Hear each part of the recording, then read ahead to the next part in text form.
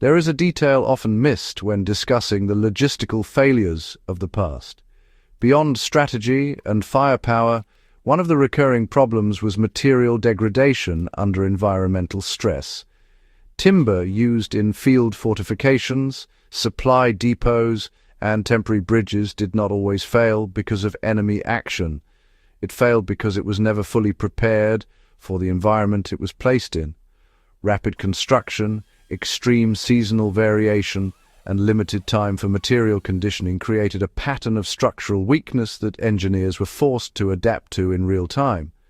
This was not a tactical oversight in the narrow sense. It was a broader assumption about materials, that industrial processing could substitute for long-term environmental adaptation.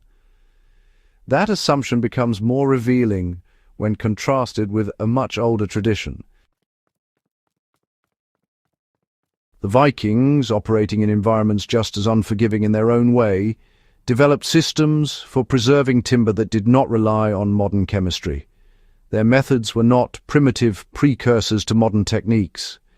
They were complete systems built around observation, timing, and environmental control.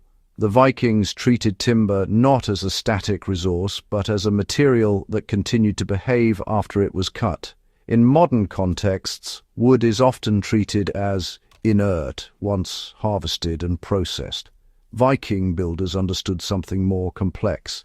A freshly felled tree retained internal moisture, biological activity, and structural tension. If these factors were not managed, the material would degrade unpredictably over time. This understanding shaped the earliest stage of their process: selection and timing. Trees were not cut randomly. Felling was typically done during colder months when sap flow was reduced. This limited internal moisture and slowed biological activity within the wood. It also reduced the likelihood of early fungal colonization, which thrives in warmer, wetter conditions. The selection process extended beyond timing.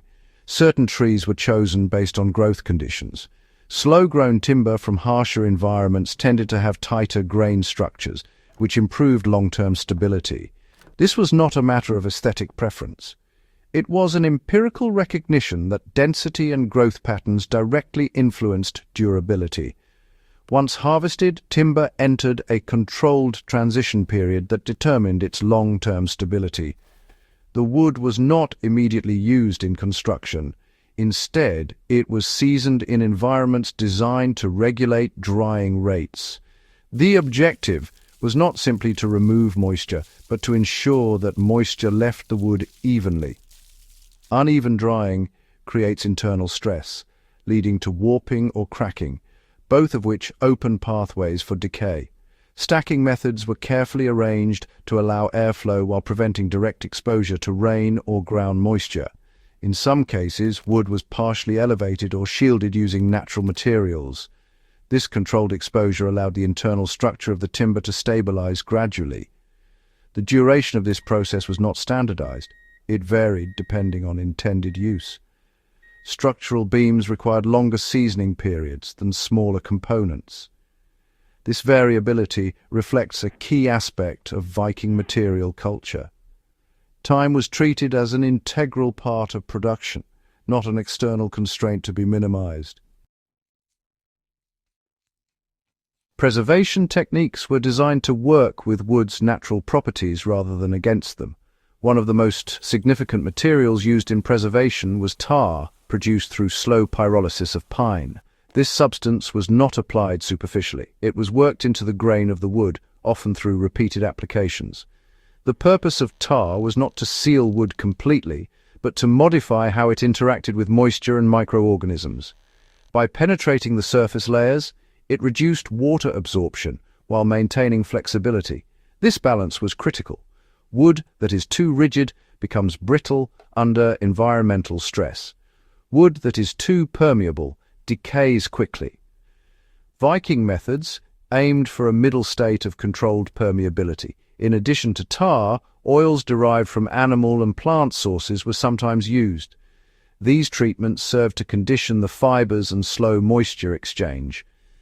Lime-based coatings were also employed in certain regions, particularly for exposed structural elements. These alkaline surfaces inhibited microbial growth without fundamentally altering the structure of the wood. Structural design reinforced these preservation methods by limiting environmental exposure. Material treatment alone was not sufficient. Viking builders integrated preservation principles directly into architecture. Roofs were designed with extended overhangs to reduce water runoff onto walls.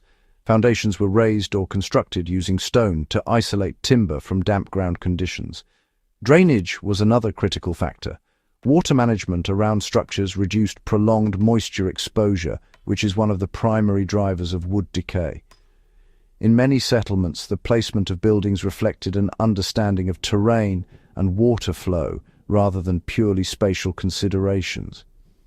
Joinery techniques also contributed to longevity. Traditional joints such as mortise and tenon allowed for slight movement within the structure. This flexibility reduced stress concentrations that could otherwise lead to cracking. It also meant that structures could respond to seasonal changes without losing integrity. These methods were reinforced through repetition, maintenance, and cultural continuity. Unlike industrial systems that rely on replacement, Viking construction depended heavily on maintenance cycles. Structures were not expected to remain unchanged indefinitely. Instead, they were designed to be repaired and renewed as needed. This maintenance culture extended the lifespan of timber far beyond what initial construction alone would suggest. Damaged components could be replaced individually without dismantling entire structures.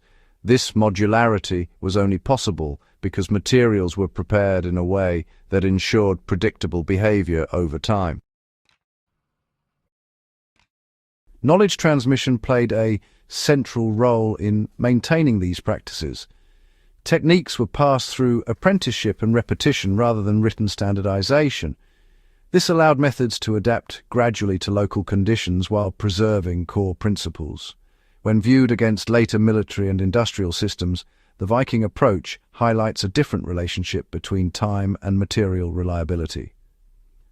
During 20th century conflicts, including the Korean War, material production prioritized speed and scalability. Timber was processed and deployed rapidly to meet operational demands. While this enabled large-scale construction, it often reduced the time available for natural stabilization processes. In environments with extreme climatic variation, this created vulnerabilities. Wood that had not fully acclimated to local conditions was more likely to warp, degrade, or require frequent maintenance. These issues were not catastrophic in isolation, but they increased logistical strain over time. The contrast is not about technological superiority, it is about differing priorities. Viking systems were optimized for longevity under constrained resources. Modern systems were optimized for speed and replacement capacity. Each reflects the environment and demands in which it evolved. The deeper lesson lies in how durability is understood and engineered. Viking timber longevity was not the result of a single technique or material. It was the outcome of an integrated system that accounted for environmental conditions, material properties, structural design, and long-term maintenance. Each stage reinforced the others. This systems-based approach remains relevant because it addresses a fundamental reality.